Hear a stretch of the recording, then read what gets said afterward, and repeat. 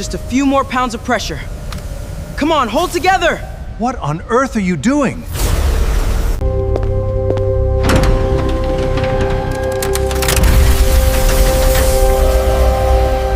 I finally fixed the ignition timing, sir. We tried everything. It is permanently dead.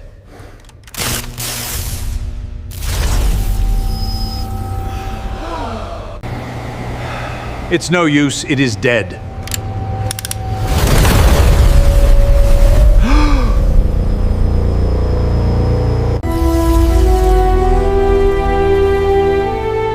You saved it.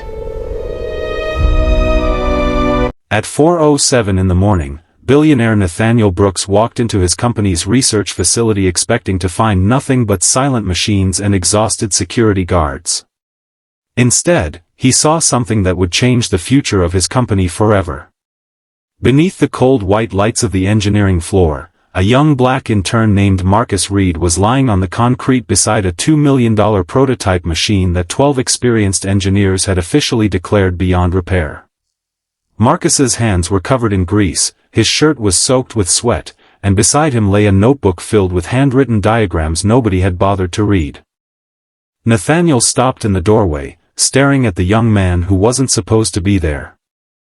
Before we continue, if you believe kindness, hope, compassion, forgiveness, and second chances can change someone's life, please take a moment to like this video, share it with someone who needs encouragement, leave a comment, and subscribe to the channel. Sometimes one small act of support can remind someone that their effort matters. Marcus had been an intern at Brooks Advanced Systems for only 6 weeks. He wasn't from a wealthy family, and he hadn't arrived at the company through connections. He had grown up in a modest neighborhood in Detroit, raised by his grandmother, Ruth, who had taught him that talent meant nothing if you weren't willing to use it to help others. Marcus had always loved machines. As a teenager, he repaired broken appliances for neighbors who couldn't afford replacements, often refusing payment. His dream was simple: become an engineer and build technology that made ordinary people's lives easier. When he finally earned an internship at one of the most respected technology companies in America, he thought his life was beginning. But the internship quickly became difficult. Marcus was surrounded by brilliant engineers who had years of experience, expensive degrees, and offices with their names on glass doors. Marcus had a small desk near the equipment room. Most people barely noticed him. Some were polite, others dismissive, and a few assumed that because he was an intern, he couldn't possibly understand the complicated systems they had spent years designing. Marcus never complained. He watched, learned, took notes, and quietly asked questions whenever someone gave him the chance. Then came the failure that stopped the entire facility. The company had spent 2 years developing a revolutionary energy conversion machine worth nearly $2 million. If successful, it could dramatically reduce energy waste in large industrial facilities. But during its final testing phase, the machine suddenly shut down. 12 engineers worked for days trying to restart it. They replaced components, checked software, tested circuits, and examined every major system. Nothing worked. Eventually, the engineering director, Harold Whitmore, signed the report declaring the prototype non-functional. The machine was scheduled to be dismantled the following morning. Marcus couldn't accept it. For 3 nights, after finishing his normal internship duties, he secretly studied the machine's maintenance records. He noticed something everyone else had overlooked. The system wasn't completely dead. One tiny sensor was sending an inconsistent signal, causing the main computer to shut the entire machine down as a safety precaution. The sensor itself wasn't broken. It was receiving a distorted reading from a small vibration in a mounting bracket. Marcus believed he could fix it. He stayed late that night, then later still. At 4 a.m., while the rest of the building slept, he carefully adjusted the bracket and recalibrated the sensor. His heart pounded as he reached for the activation switch. Nothing happened. Marcus lowered his head, disappointed. Then he remembered his grandmother's words: failure wasn't proof that you should stop, sometimes it was simply proof that you hadn't finished learning. He checked the sensor again. One tiny connection was loose. Marcus tightened it. The machine hummed. He froze. A second later, the control panel illuminated.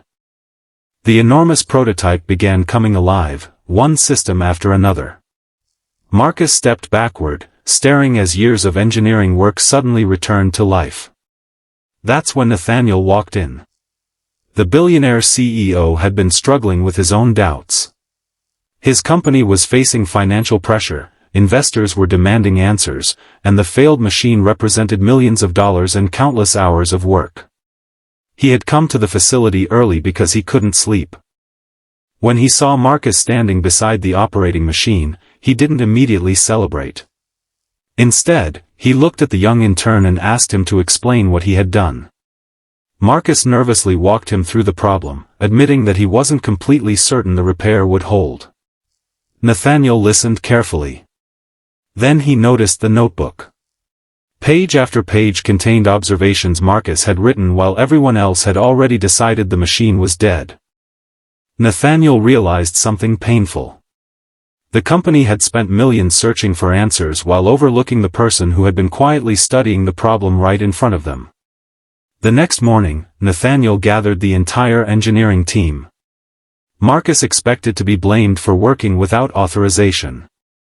Instead, Nathaniel placed Marcus's notebook on the conference table and explained that the machine was operational because an intern had refused to stop looking for an answer after 12 experts had stopped.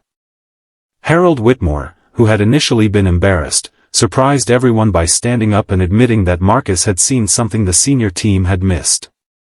He apologized to Marcus publicly and offered to mentor him. But Nathaniel went even further. He offered Marcus a full engineering scholarship, a permanent position after graduation, and a place on the team responsible for improving the machine. Marcus couldn't speak for several seconds. All he could think about was his grandmother sitting at home, probably already awake and preparing breakfast. When he finally called her, he didn't tell her about the money or the job first. He simply said, "Grandma, they finally saw me." Ruth cried quietly on the other end of the phone because she knew exactly what those words meant. Months later, the machine became one of the company's most successful innovations. Marcus graduated with honors and eventually became an engineer leading a small research team. But he never forgot that lonely night at 4 a.m. He also changed the internship program. Every new intern received time to present ideas directly to senior engineers, regardless of their background or position. Marcus believed that good ideas didn't always arrive wearing expensive suits. Sometimes they came from the person sitting quietly in the corner, waiting for someone to listen.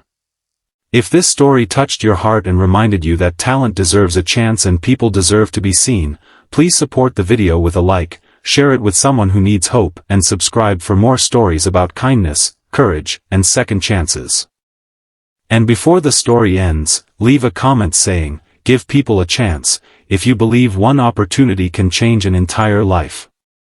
Years later, Nathaniel would sometimes walk through the same research facility late at night.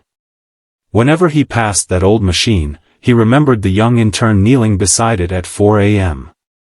The machine had been worth $2 million, but Nathaniel eventually realized its greatest value was never the technology itself. It was the lesson it taught him. Sometimes what looks broken isn't truly broken. Sometimes it only needs someone patient enough to believe it can work again.